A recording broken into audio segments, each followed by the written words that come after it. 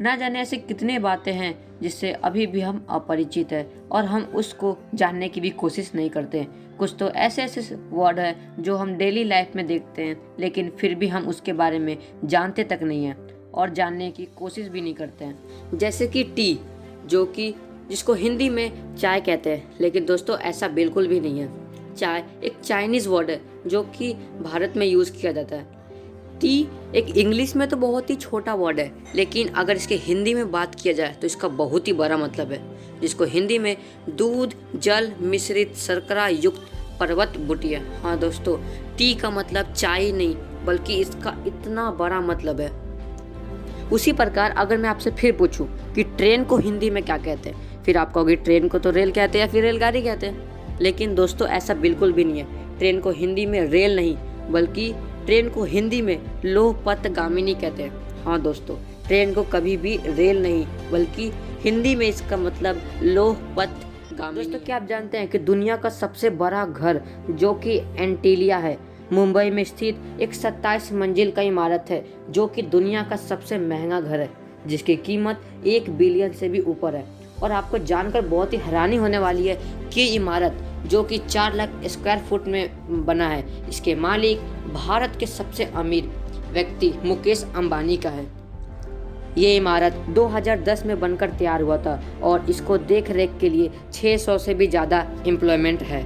उसी प्रकार दोस्तों जूलियट रोज जो कि दुनिया का सबसे महंगा गुलाब फूल है, इसकी कीमत 90 करोड़ रुपए तक होती है। इसकी कीमत इसीलिए अधिक मानी जाती है क्योंकि डेविड ऑस्टिन नामक एक व्यक्ति ने कई गुलाब से मिलाकर इसे बनाया था। ये गुलाब बेहद मुश्किल से उगता है और इसे उगने में 15 साल से भी ज़्यादा। कैमरे की गुणवत्ता यानी उसका गुण 1 मेगापिक्सल में मापी जाती है। आपका कैमरा 2, 4, 8, 16 या फिर 20 मेगापिक्सल का होगा। पर क्या आपको अनुमान है कि आपके आँखों का मेगापिक्सल कितना है? हाँ दोस्तों, आपके आँखों का मेगापिक्सल जो कि 576 मेगापिक्सल का है।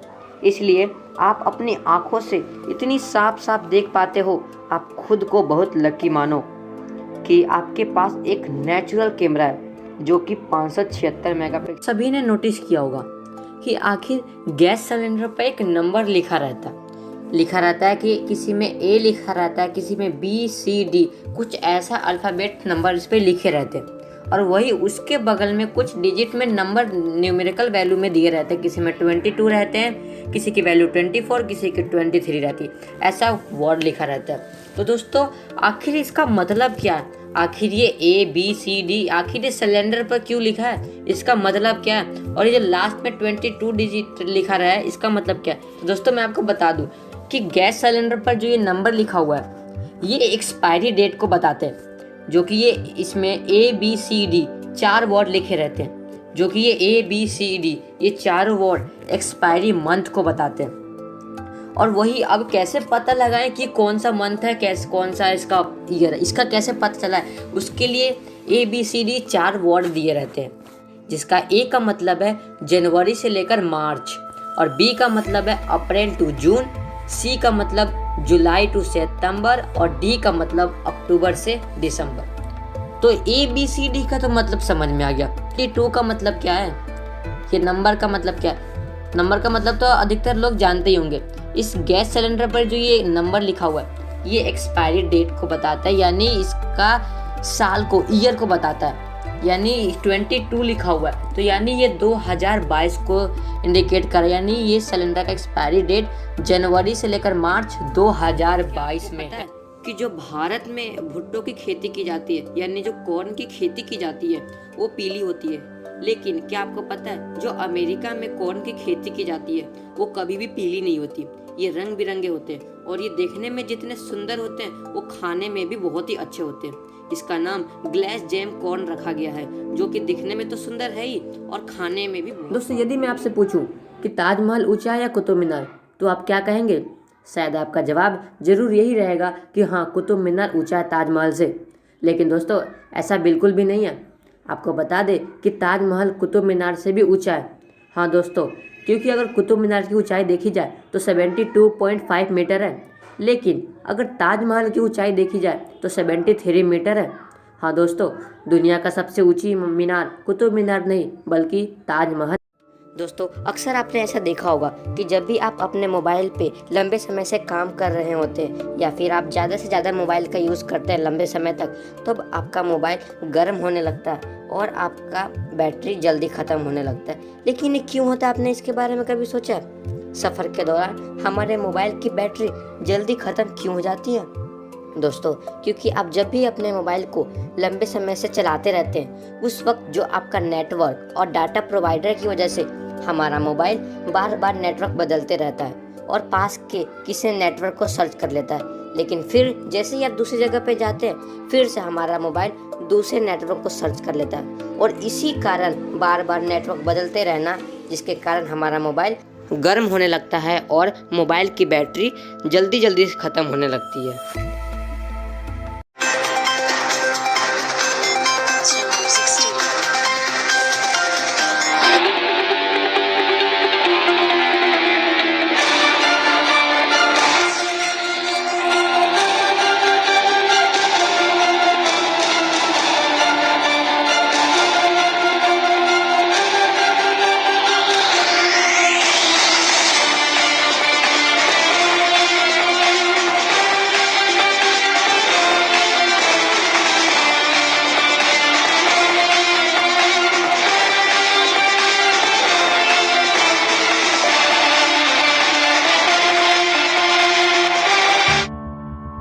क्रिकेट खेलना और देखना तो सभी को पसंद आता है और सभी रूल भी जानते हैं, लेकिन कुछ ऐसी भी बातें हैं जिससे अभी भी हम अपरिचित हैं। जैसे कि लेकिन क्या आप जानते हैं कि इंटरनेशनल क्रिकेट के मैदान पर एक से ज़्यादा पिच क्यों होती है?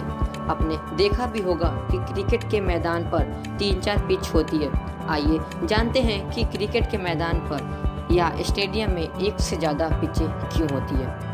क्रिकेट के मैदान पर एक से ज़्यादा पिच यानी कि 3-4 पिच बनाने के कुछ खास कारण होते हैं। अगर आप ये सोचते हैं कि किसी इंटरनेशनल मैच के दौरान अगर पिच खराब हो जाती है तो उस स्टेडियम में बनी दूसरी पिच पर मैच कराने के लिए वहाँ 3-4 पिच बनाई जाती है, तो आप बिल्कुल गलत हैं। जिस किसी पिच पर इंटरनेशनल मैच होना होता है उस पिच को अलग से बनाया जाता है और उस पिच को इंटरनेशनल क्रिकेट स्टैंडर्ड्स को ध्यान में रखते हुए पिच क्यूरेटर तैयार करवाता है। इसके अलावा इस मैदान पर जो दूसरी पिच होती है उन पर घरेलू मैच या सीरीज खेल जैसे कि रणजी ट्रॉफी, दिलीप ट्रॉफी और घरेलू मैच पिच के स्टैंडर्ड भी अलग होते हैं। खिलाड़ियों के नेट प्रैक्टिस करने के लिए भी एक अलग पिच बनाई जाती है। हम कह सकते हैं कि क्रिकेट स्टेडियम में एक से ज़्यादा पिच इंटरनेशनल मैच के लिए, घरेलू मैचों के लिए और नेट प्रैक्टिस के लिए बनाई जाती है, क्योंकि ये सारे काम एक ही पिच पर करना संभव नहीं है। और मान लो ऐसा किया भी जाता है तो एक ही पिच पर इतने सारे काम बार बार करने से पिच किसी काम की नहीं रहेगी। और एडवोकेट, जिसका मतलब वकील जिसके लिए दोनों का वर्ड का यूज किया जाता है, या तो लॉयर और एडवोकेट, दोनों का मतलब होता वकील है। लेकिन दोस्तों ऐसा बिल्कुल भी नहीं है। लॉयर और एडवोकेट दोनों का मतलब अलग अलग है, जिसका यूज अलग अलग होता है। हाँ दोस्तों, लॉयर और एडवोकेट एक वर्ड नहीं बल्कि ये दोनों अलग अलग, इसके अलग अलग मतलब है और ये अलग अलग वर्ड है, ना कि एक वर्ड है। तो दोस्तों ये लॉयर का मैं बताता हूँ आपको कि आखिर इसमें अंतर क्या। तो दोस्तों लॉयर का मतलब है कि लॉयर, जब कोई आदमी LLB की पढ़ाई कर रहा हो या फिर कोई आदमी कानून की पढ़ाई कर रहा हो, तब वो उसे लॉयर कहते हैं। उस समय उसको या तो केस लड़ने की अनुमति नहीं होती, उस समय वो पढ़ाई कर रहा होता है, उसकी तैयारी कर रही होती है कानून की, लेकिन उसे लॉयर कहते हैं। लेकिन एडवोकेट उसे नहीं कहते। एडवोकेट उसे कहते हैं जिसने LLB खत्म कर लिया, उसे LLB के सर्टिफिकेट ये सब मिल चुके हैं और वह कानूनी पढ़ाई खत्म कर चुका है, जिसका विद्यार्थी का जीवन खत्म हो चुका है दोस्तों। हाँ, वो एडवोकेट के दायरे में। और इसीलिए फ्रेंड, जो कोर्ट में केस लड़ते हैं उन्हें एडवोकेट कहते हैं, ना कि लॉयर। और दोस्तों इसके साथ साथ आपने दो और भी वर्ड सुने होंगे। पहला बैरिस्टर और दूसरा स्कॉटिश। तो दोस्तों इसका मतलब अब क्या है? इन दोनों का भी वर्ड कभी कभी एडवोकेट के लिए ही किया जाता है। हाँ दोस्तों, इन दोनों वर्ड का भी यूज एडवोकेट के लिए ही किया जाता है। तो दोस्तों, और आपको याद भी होगा कि दक्षिण अफ्रीका से महात्मा गांधी जी बैरिस्टर बन के लौटे थे।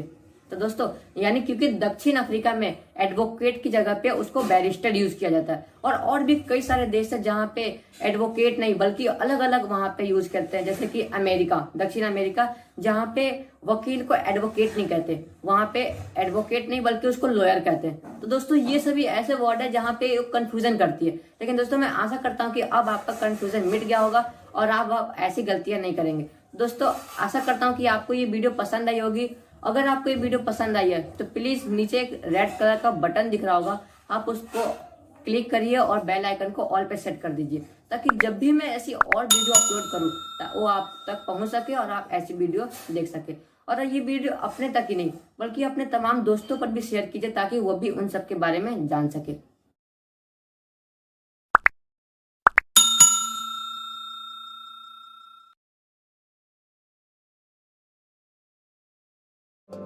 हेलो फ्रेंड्स, आज की इस वीडियो में हम आपको बताने वाले हैं कि वकील आखिर काला कोट ही क्यों पहनते हैं। बहुत से ऐसे लोग हैं जिनको इस विषय के बारे में नहीं पता होता है कि वकील काला कोट ही क्यों पहनते हैं। तो चलिए दोस्तों, ज़्यादा जानकारी के लिए आप इस वीडियो को लास्ट तक देखते रहिए।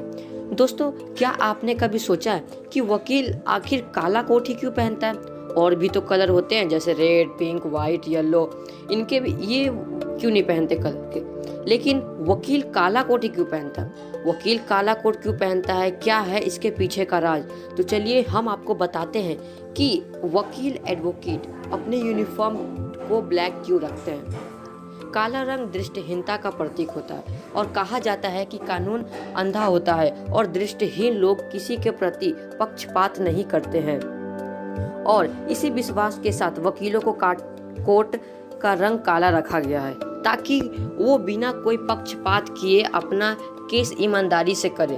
1961 के अधिनियम के तहत वकीलों के लिए सफेद बन टाई के साथ वकीलों के लिए ये अनिवार्य कर दिया गया।